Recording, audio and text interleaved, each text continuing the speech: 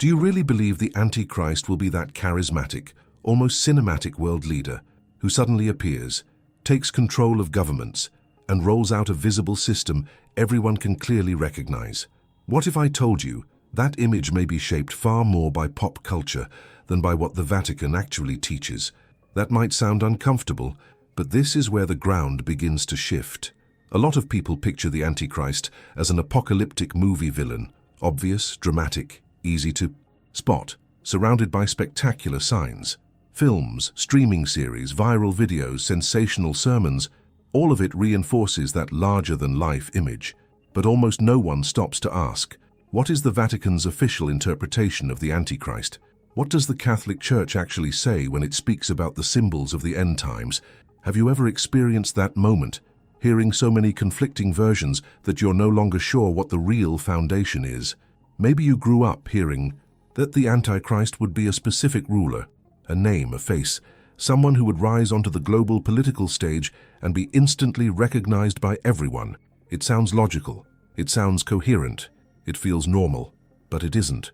When we take a closer look at Catholic eschatology, we realize that the Vatican's theological interpretation is far deeper and far less cinematic than many assume. What you're about to discover may surprise you, because the Church's official teaching doesn't come from recent theories or alarmist headlines. It rests on centuries of tradition, on the Catechism of the Catholic Church, on a careful reading of the Book of Revelation, and on the reflections of theologians who devoted their lives to understanding the symbols of the end times. And this is where the confusion begins. We blend popular culture with theology, opinion with doctrine, fear with official teaching. What if the Church's official view is very different from what you've been told? What if the focus isn't only on a future character, but on something more subtle, more spiritual, and perhaps closer to our present moment than we realize? That's the part almost no one notices, because it's much easier to deal with a distant villain than with a reality that demands constant discernment. When we talk about the Antichrist within the context of the Vatican, we're stepping into a territory shaped by symbols, warnings, and a specific understanding of salvation history. It isn't just a horror narrative. It isn't merely a warning about a global leader. It's a profound reflection on deception, truth, and fidelity to Christ. And that changes everything. If this resonates, stay with me, because you may have noticed that the more sensational an explanation sounds, the less solid it usually is. And here's the turning point. The Vatican's official interpretation of the Antichrist was never meant to fuel fear, but to spiritually prepare the faithful for a final trial. That doesn't mean denying the reality of the Antichrist. It means understanding clearly what the Church actually affirms and what it does not. Before accepting any dramatic narrative or viral theory, it's worth asking, what is officially written? What does the Catechism truly say? What does Catholic tradition teach when it speaks about the end times? Because to understand who or what the Antichrist is according to the Church, we have to set aside ready-made images and return to what has been carefully preserved through the centuries. And that's exactly where things begin to become clearer, and at the same time, deeper. And maybe that's exactly why this topic continues to stir so much unease. Because deep down, we're not just talking about a future character. We're talking about something that reaches straight into our faith, our sense of truth, even our daily choices. The moment we begin separating official doctrine from speculation, something shifts inside. The tension stops being surface-level curiosity and becomes a sincere search for understanding. Have you noticed how some narratives seem designed to trigger immediate fear, while others invite deeper reflection? It sounds like a small detail, but it isn't. The way we understand the Antichrist shapes how we see the world, history, and even current events. And almost no one takes the time to talk about this calmly, grounded in what the Vatican actually teaches, without exaggeration or emotional shortcuts. If this conversation resonates with you, share in the comments what stood out most so far. Was it the difference between pop culture and doctrine? Was it realizing that the Church's official view might be more profound than you expected? Sometimes putting into words what we're sensing helps clarify it even more. And your voice here isn't just a technical detail. It strengthens a community that wants to go deeper, that refuses to settle for easy answers. When you engage, when you show that this kind of conversation matters, You help this message reach others who are wrestling with the same confusion, who have also wondered what is myth and what is official teaching. In a very practical way, that keeps this kind of discussion alive on a platform often dominated by extremes or oversimplifications. If this reflection is stirring something in you, even a small gesture of support for the video is a way of saying it's worth continuing the conversation. And if you feel drawn to follow this journey, with more clarity and less noise, staying connected and exploring what comes next almost becomes a natural decision, not because someone told you to, but because you sense there's still so much more to uncover within the Vatican's theological interpretation of the symbols of the end times. We're only beginning to dismantle the ready-made images and return to what has actually been taught through the centuries, because now that the initial confusion is starting to fade, an even more delicate question rises to the surface. What does the Catechism actually state when it speaks about this final trial? And it's right here that the conversation stops being generic and begins to move into the heart of what the Church officially declares. When we set aside the ready-made images and decide to look at what is officially written, the conversation shifts to another level. The Catechism of the Catholic Church does not speak about the Antichrist as a cinematic character or as a mystery pact, with secret codes scattered across the internet. It uses language that is far more precise and at the same time far more serious. And that's exactly where our mindset about this topic begins to change. The Catechism speaks of a final trial that the Church must undergo before Christ's return. That alone challenges a common assumption. This is not merely an isolated political event, but a profound spiritual crisis. A trial that involves faith, truth, fidelity. It's not spectacle, it's testing. And testing demands decisions. It requires discernment. It calls for spiritual maturity. According to the official text, this trial will involve a religious deception. The phrase sounds simple, but very few people grasp the weight it carries. Religious deception is not an obvious external attack. It's not someone openly declaring, "I'm against God." It presents itself as a spiritual solution, as an answer to human suffering, as a promise of peace. Yet behind the scenes, it replaces Christ with something else. At first glance, it seems reasonable, but it isn't. This is where everything begins to shift. The Catechism describes this deception as an attempt to offer humanity an apparent solution to its problems at the price of apostasy from the truth. And that line runs deeper than it appears, because the focus moves away from a single individual and toward a falsification of truth itself, a distorted truth, an altered version of the gospel. When you begin to see it that way, the figure of the Antichrist stops being just a future villain and starts representing a spiritual system of deception. That changes everything. It's not only about someone who might one day rise to political power. It's about a mindset that promises salvation without the cross, redemption without repentance, hope without truth, a vision of transformation that feels liberating, yet quietly pulls people away from the heart of the gospel. And here's the hidden reality almost no one talks about. The greater danger isn't brute force. It's seduction. It isn't coercion. It's persuasion. Throughout history, whenever the Church has faced deep crises, there have always been moments when easy solutions were offered. Ideologies promising perfect justice, systems promising total unity, movements that seemed to resolve human suffering overnight. But behind many of those promises was a silent replacement of God with man, an attempt to make human fulfillment the ultimate center. It's within that context that the Church's official interpretation gains clarity and weight. Now I want to go even deeper into this, because when the Catechism speaks of the supreme religious deception, it mentions something called pseudo-messianism. That means there will be a proposal that presents itself as the final fulfillment of history, as the ultimate solution to human conflict. But this solution will not be centered on Christ. It will be centered on an alternative, and that alternative may appear reasonable, modern, even ethical, yet disconnected from revealed truth. Do you see the impact of that? We're not talking about a purely fantastical scenario. We're talking about a process, a historical journey in which collective decisions shape the spiritual future. That's why this interpretation demands maturity, because it's far easier to wait for an obvious villain than to discern a sophisticated counterfeit. This perspective also reveals something essential about Catholic eschatology. It does not promote panic but vigilance. It does not encourage conspiracy theories but fidelity. The final trial is not described as a spectacle for the curious, but as a purification of faith. That means true preparation isn't about collecting sensational information, it's about strengthening one's relationship with the truth. And here comes another shift in perspective. If the Antichrist is tied to a falsification of truth, then the battleground isn't only political or technological, it's spiritual, it's interior, it's about mindset, about which narratives you choose to believe, which promises you consider credible, which decisions you make when pressure intensifies. This also helps explain why the Church has always been cautious about identifying specific historical figures as the Antichrist. Over the centuries, many names have been declared with absolute certainty, and time has shown those interpretations to be premature. Catholic tradition has learned, often the hard way, that reducing the Antichrist to a single immediate face can be a dangerous oversimplification. But does that mean the Church denies the possibility of a concrete person associated with this reality, or that everything is purely symbolic? The tension remains.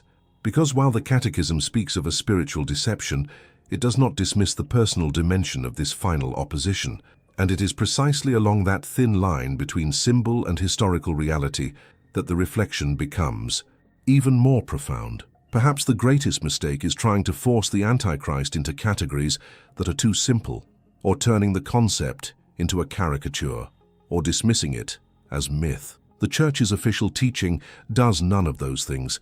It acknowledges the gravity of the subject, but places it within the larger vision of salvation history, a vision in which evil does not have the final word, yet deception can have real consequences. And this is where the inevitable question begins to take clearer shape. When we speak of the Antichrist according to the Vatican, are we referring only to a diffuse spiritual system, or also to the possibility of a real person who embodies this final opposition? If this makes sense to you, comment, "This makes sense to me," because what comes next goes even deeper into the tension that's still hanging in the air. When we face that question head-on, real person or spiritual system, we begin to see that Catholic tradition has never treated this topic in a simplistic way. Over the centuries, theologians, church fathers, and official documents have reflected on the Antichrist from different angles without reducing everything to one shallow explanation. And that alone overturns another common expectation. The Church does not offer easy answers to profound questions. One line within the tradition points to a future historical individual. Many saints and theologians believed that, at the climax of history, a concrete figure could emerge, embodying this final opposition to Christ, not as a fictional character, but as a real person with political and spiritual impact. This perspective isn't a recent invention. It appears in ancient reflections tied to the Book of Revelation and the letters of St. Paul. But here's what almost no one notices. This possibility was never presented as a fixed script, with defined details or pre-announced names. It exists as a hypothesis within a larger vision. At the same time, there is another, equally strong line of thought, that the spirit of the Antichrist is already active throughout history. This idea draws from the Johannine letters themselves, which speak of many antichrists already present in the world. That shifts the mindset entirely. Maybe the Antichrist isn't just a single future event. Maybe it's a recurring reality, a spiritual force that manifests whenever truth is distorted and Christ is replaced by another promise of salvation. That widens the entire horizon of the discussion. And then there's a third dimension, even deeper, the Antichrist as a system of opposition to Christ, not only a person, not only a specific moment, but a cultural, political, and spiritual structure that places humanity at the absolute center, pushing transcendence aside. That system can take different forms in every era. It can appear revolutionary, progressive, even liberating. Yet behind the scenes, it promotes a transformation that doesn't lead to fullness of life, but to the replacement of truth with something more comfortable. Do you feel the weight of that? If the Antichrist can be understood in these three dimensions, individual, recurring spirit, and system, then the narrative stops being linear. We're no longer just waiting for a date on a calendar. We're talking about a historical journey in which collective decisions shape the spiritual landscape of the world. That demands a different posture. It requires vigilance, yes, but also constant discernment. Now, I want to go even deeper into this, because when we hold these three lines together, the tension increases. If there is the possibility of a final individual, but also the ongoing presence of a spirit of opposition, then the question shifts from when will he come, Dios, to how is he already manifesting? Throughout history, empires have risen promising absolute order, ideologies have emerged offering total justice, charismatic leaders have appeared promising universal peace. Many of them were seen by their contemporaries as possible embodiments of the Antichrist. And yet, time revealed that the reality was more complex. That doesn't mean the personal dimension is dismissed.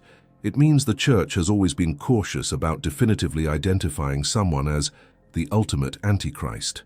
History has taught that premature labeling can create unnecessary fear and rash decisions. And this is where theological maturity makes the difference. Instead of searching for an immediate face, tradition invites us to recognize patterns of thought, patterns of mentality, patterns of replacing truth. Perhaps the greatest shock is right there. The Antichrist does not present himself with horns or a sign that says, "I am the enemy." He can appear through ideas that seem coherent, through proposals that promise to solve human suffering without the cross, through speeches that exalt absolute autonomy. That's the hidden truth that shifts perspective. The confrontation isn't only external, it's internal, cultural, spiritual. And once you start seeing it this way, the question about the future gains another layer. If the spirit of opposition is already at work, if systems have already tried to replace God throughout history, then the final event, if there is a specific individual, will not emerge out of nowhere. It will be the culmination of a process, of a mindset built over time, of a series of decisions that shaped society, that raises the tension, but it also brings clarity. Because the Vatican's official interpretation does not invite panic, it calls for lucidity. It acknowledges the possibility of a concrete figure at the end of time, but it does not turn that into obsession. Instead, it directs the focus to daily fidelity, to coherence between faith and life, to an interior transformation that prevents deception from finding fertile ground. This vision also reveals something important about impact and responsibility. If the Antichrist can be understood as system and spirit, then every generation participates in this story. Every culture faces its own versions of truth being replaced. That expands the spiritual journey and places us inside the narrative, not merely as spectators waiting for a distant event, but as participants in a silent battle for the authenticity of faith. And maybe that's why the most urgent question isn't who is the Antichrist, but how do we recognize the spirit of deception when it presents itself as the solution?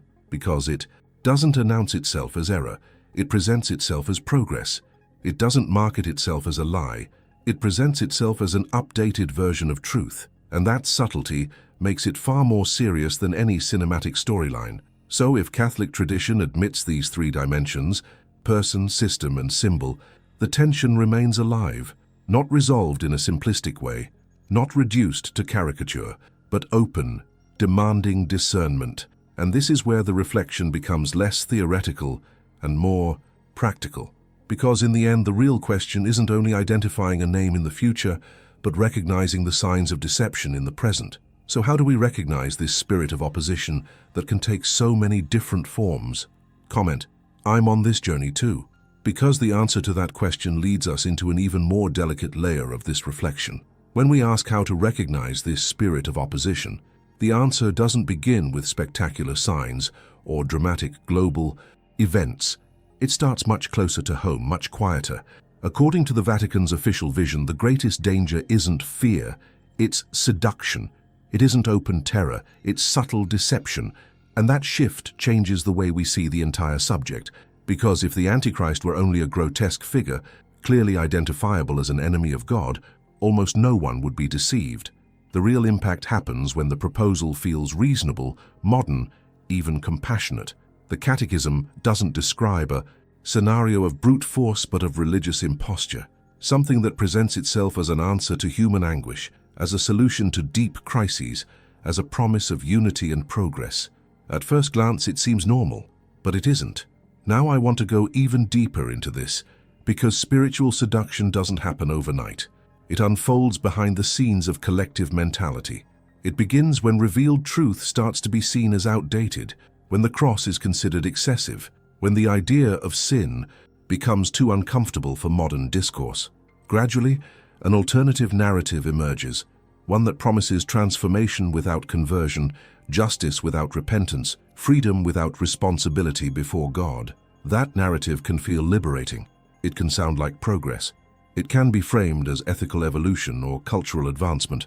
But according to the official interpretation, when a proposal replaces Christ as the center of human hope, we're facing something more serious than simple social change. We're facing an attempt to reorganize the heart of faith, and at that point the danger stops being theoretical and becomes practical. Do you see how this touches our own journey? We're not just talking about a distant future event. We're talking about concrete decisions, daily choices, the way we interpret the world around us. Moral crises, growing relativism, promises of purely human salvation, all of this shapes the current landscape. And often, these proposals don't present themselves as opposition to God, but as updated versions of truth. That's the hidden reality almost no one addresses. When the Church speaks about spiritual seduction, it's warning about something that reshapes mindset before it ever reshapes external structures. Deception begins when we start redefining good and evil based solely on convenience, when the idea of absolute truth becomes uncomfortable, when faith is reduced to a subjective feeling, disconnected from revelation. This cultural shift carries deep consequences, even if it's not immediately recognized as a threat. And here's another point that widens the perspective even more. The Antichrist, understood as system or spirit, doesn't need to explicitly deny God. It can simply offer a more appealing alternative, a solution that seems faster, more practical, better aligned with the demands of the times. That creates emotional identification because all of us long for simple answers to complex problems. All of us seek stability in the middle of confusion, but it's precisely within that legitimate desire that deception finds space. When the promise of peace ignores the need for truth, when unity is built without a solid foundation, when hope is offered without the cross. Spiritual seduction doesn't shout, it whispers. It doesn't impose, it persuades. That's why the Vatican insists on constant discernment, not just anticipation of a spectacular event. Now I want to go even deeper into this, because this understanding completely reshapes how we approach the end times. If the real danger is the gradual replacement of Christ with another proposal of salvation, then the battle isn't only external, it's internal, cultural, spiritual, a silent struggle for fidelity. And that demands maturity, formation, awareness. Maybe you've already noticed how certain ideas gain traction precisely because they offer easy solutions to complex dilemmas. Maybe you've felt the pressure to adjust your faith so it fits more comfortably within your surroundings. That tension isn't accidental. It's part of this historical dynamic in which revealed truth is constantly confronted by more comfortable alternatives. This is the major revelation at this stage of our conversation. According to the official interpretation, the Antichrist isn't merely a symbol of future fear. He represents the ongoing risk of replacing the centrality of Christ with anything else that promises redemption without sacrifice. And that places the issue squarely within our present reality, not as panic, but as a call to lucid vigilance. When we understand that, the narrative stops being superficially apocalyptic and becomes deeply existential. The question shifts from, when will it happen, to, how am I responding today? How am I shaping my mindset? How am I discerning the promises being offered to me? How am I making decisions under cultural pressure? And this is where the tension quietly intensifies. Because if spiritual seduction is the true danger, then the signs won't necessarily be dramatic. They may be subtle, gradual, almost imperceptible, and that requires a level of attention that goes beyond curiosity. It requires commitment to the truth. But there is a symbol connected to this reality that has always generated fear, always sparked speculation, and is often used as proof for rushed theories. A symbol that appears in the Book of Revelation, and that, over the centuries, has provoked intense, even obsessive, interpretations. And the way the Church interprets this symbol reveals even more about how it understands this dynamic of seduction and deception. If this makes sense to you, write, "This makes sense to me." Because once we step into that specific symbol, the conversation moves into an entirely new layer of depth. When the conversation turns to the mark of the beast, the tension almost always rises automatically. It's nearly unavoidable. Over the decades, this symbol has been linked to microchips, barcodes, digital financial systems, emerging technologies, global governments, viral theories that claim to expose a hidden truth only a few can supposedly see. And maybe you've heard some of those interpretations presented with absolute certainty. But this is where we need to slow down, take a breath and return to the foundation. What does the Church actually teach? Because there's a significant difference between modern speculation and official interpretation, and very few people draw that line clearly. Catholic tradition has never defined the mark of the beast as a specific technology. It has never officially declared it to be a particular physical device or a concrete technological system. That doesn't mean denying that historical realities may involve complex social and economic structures. It simply means recognizing that official teaching does not lock the symbol into a specific contemporary object. Now, I want to go even deeper into this because when the book of Revelation speaks about the mark, it uses highly symbolic language. Apocalyptic literature itself is filled with images loaded with spiritual meaning. The mark on the forehead or the hand does not have to be understood literally in order to have real impact. In biblical tradition, the forehead represents thought, mindset, inner conviction. The hand represents action, practical decisions, concrete behavior. That broadens the perspective in a powerful way. If the mark involves mindset and action, then we're talking about something that goes beyond a physical object. We're talking about an interior and exterior alignment with a system that opposes the truth. And that completely reshapes the landscape, because the focus shifts from which technology should I fear to what mindset am I embracing. That change in perspective moves the center from fear to discernment. This doesn't eliminate the possibility of concrete historical manifestations. Throughout human history, political and economic systems have required ideological loyalty as a condition for social participation. There have been moments when fidelity to spiritual principles came at the cost of access to trade, opportunity, stability. The language of Revelation speaks into that historical reality. But reducing everything to a specific 21st century device can be an oversimplification. And here's another important insight. The Church has always been cautious about tying apocalyptic symbols to immediate events. That caution is not a lack of courage, it's theological maturity. History has already shown countless predictions that seemed convincing in their time and later proved mistaken. The Catholic mindset tends to avoid identifying dates, names, or specific technologies as the definitive fulfillment of these symbols. This also reveals something about the nature of spiritual deception. If seduction is subtle, then the symbol of the mark doesn't have to be explicit. It can be a gradual adherence to a worldview that relativizes truth. It can be the acceptance of a logic that places convenience above fidelity. It can be a slow transformation of collective mentality, where certain decisions begin to feel inevitable even when they require deep compromises. Do you see how that brings the issue into the present without slipping into alarmism? The danger isn't in quickly pointing to a specific object and declaring, "That's it." The danger lies in losing the ability to discern what's happening behind cultural decisions, in accepting narratives that promise absolute stability at the cost of fundamental principles, in embracing solutions that seem practical but require a quiet redefinition of what truth is. Now, I want to go even deeper into this, because when we strip away modern exaggerations, what remains is far more serious. The mark of the beast, according to a strong symbolic reading within the tradition, represents belonging. It represents identification. It represents the choice to align thought and action with a proposal that replaces God as the center. And that is far more demanding than any technological theory. This understanding also protects against two extremes. On one side, constant panic at every new technological development. On the other, total negligence in the face of cultural transformation. The official interpretation does not feed paranoia, but it also does not encourage naivety. It invites us to examine the heart of the proposals shaping society.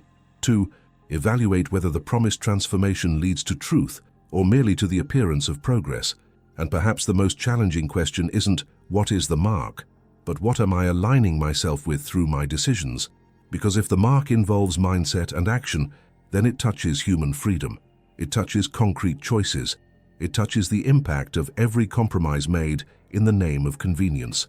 That makes the symbol less sensational and far more personal. At the same time, the tension remains. Tradition admits that at the culmination of history, these symbols may take on a more visible and intense configuration, but official teaching refrains from predicting specific details. It keeps the focus on what is essential: fidelity to revealed truth, spiritual vigilance, coherence between faith and life. That posture does not remove the mystery. It places it within a larger perspective. And this is where the loop naturally forms. Because if the mark of the beast isn't what many imagine, if it doesn't automatically reduce to a specific technology, then the inevitable question becomes even stronger. What does the Vatican actually teach about this symbol in depth?